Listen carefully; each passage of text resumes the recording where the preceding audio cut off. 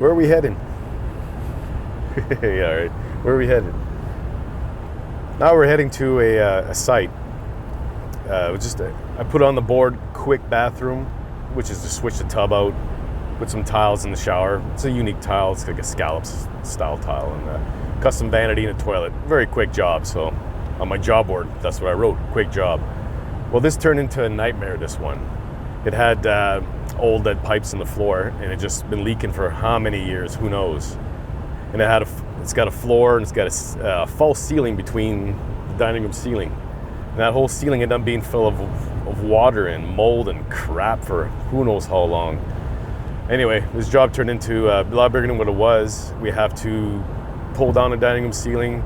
We have to restructure the floor. It's been hacked over the years. Run new pipes and put it back together before we can continue the go. And we're going to stop to another site in the falls to see the progress on that. I think Eric is doing some tile work there, but let's check it out.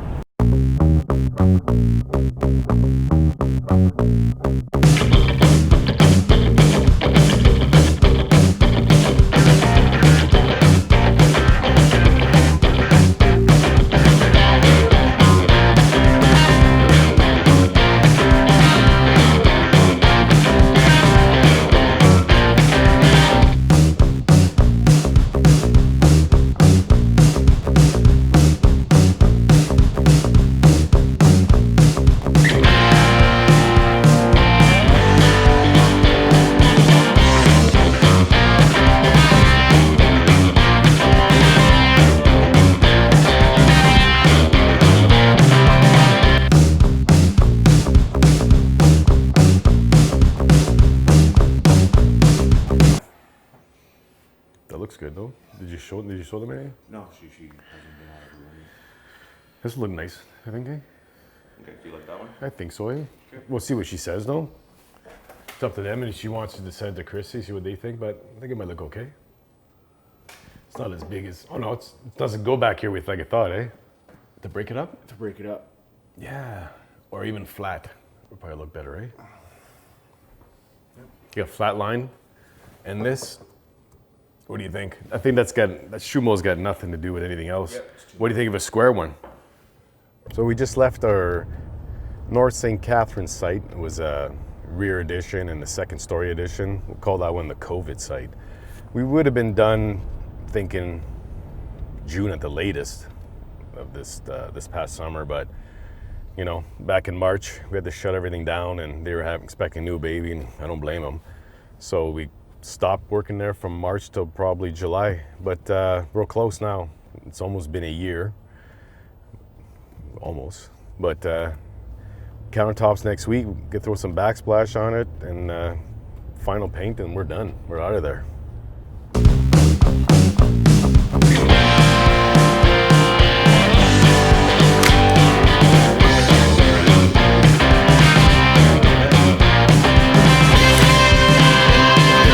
I love this company, man. Wicked taps they make.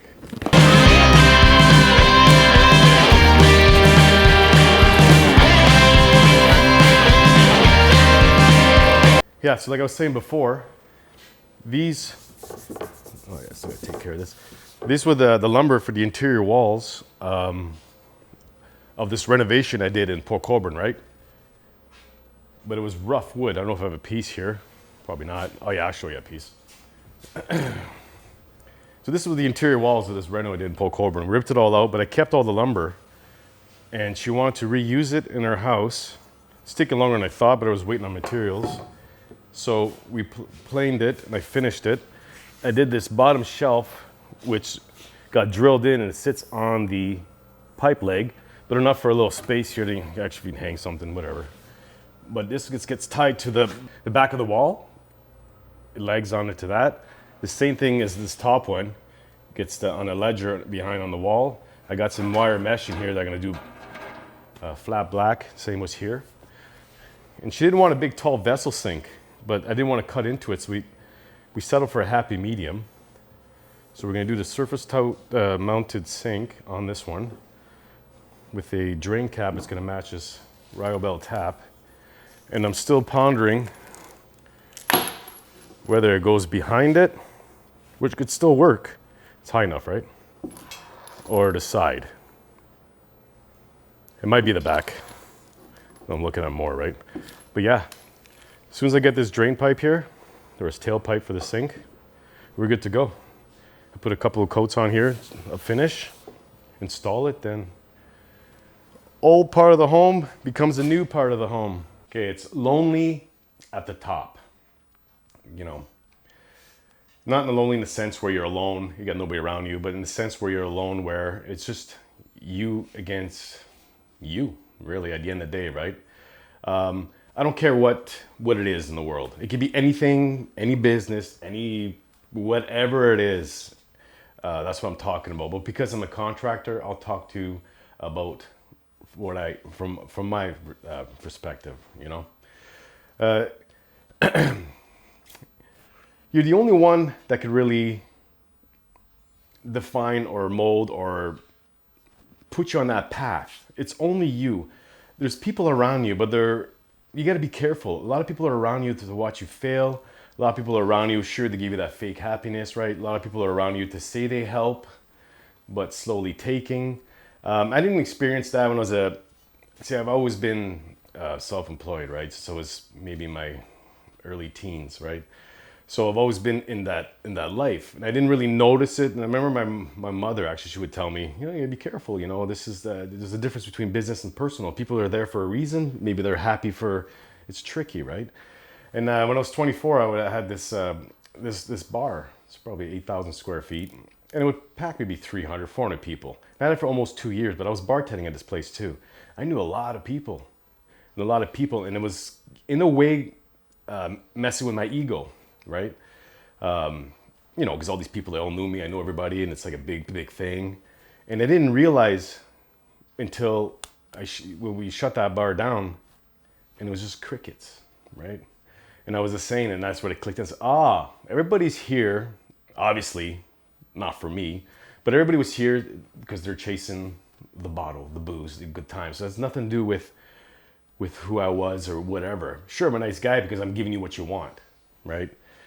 And anyway, so if you're a contractor, there's something, if you want to see who's in your circle, who's real, and who's there for you, or who is just there to benefit themselves, which is fine. Everything is business. We just got to make sure in your head you know which one's different, right?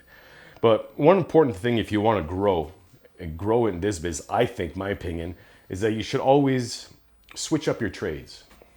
I'm not saying that anything like the group of trades I got right now, I wouldn't trade them for anyone. It's been a long time. Who I've got, it's great. I'm not saying you're just switching them up to because they suck, whatever. But you're switching them up to get a different social network, a different maybe to bring different ideas. That's how you grow, right? You stay with the same sometimes, and maybe you don't learn anything new. Maybe you find out that by switching up, that the new guys suck, you know. But I mean, it's not switching things up to trade anybody in, but to expand, to grow. But I'm saying, right now, if I did that, and I know I have good trades, I know I have good people, because none of them would be pissed off, right? They understand that my job in the morning is to get up, to be a good family man, and to care about the home as much, and a lot of times more than the homeowner does. That's my job. My job is not to get up in the morning and make sure my trades are working. Just like their job is not to get up in the morning and make sure they take care of me, right? We're all taking care of ourselves. But with huge amount of respect for each other. It should be. So one way to find out is that, you know, there, if you got the balls to start switching your trades around, you know, for the next 6 months, try different trades. Try different trades on some jobs. And let's see what the reaction of the guys you think that you're bros, because you're always tagging each other and playing with each other, little games or whatever the hell the guy's doing. Let's see how solid you are when you say, okay, now I want to try this other X trade on this job in there. See what the reaction is. See if they're happy with you or if they act a certain way. You know, this is even recently, I'll try within the last 2 years, I'll try a different trade, right? And for many different reasons. I'm not saying I'm not going to use them. I'm saying that instead of 200 grand a year, you'll get 150 because I want to. But their reaction will tell you if they're there for you the person, or if they're there because if they're just kissing your ass. That's a big one. If they're just kissing your ass and playing the game because you're a contractor and you deal with so many and you feed them work, right? So it is a mental thing to know who's what in front of you, exactly what they're for. So that's my meaning by alone at the top. Does it mean that the day you stop being a contractor, you'll never talk to those trades? Does that mean that, or suppliers, whatever, does that mean that you want to switch things up? They all turn your back on you and start pouting like little bitches, right? Then you know who you have, who's around you, and this is my ramble. I don't know, man. I'm just trying to rambling. I was trying to get to a point where you don't know, right? Sometimes in business, and the sad part of it is I've always been in business. You don't know if they're friends. It's sad because everybody in my circle, I used to say, everybody in my whole circle somehow receives money from me.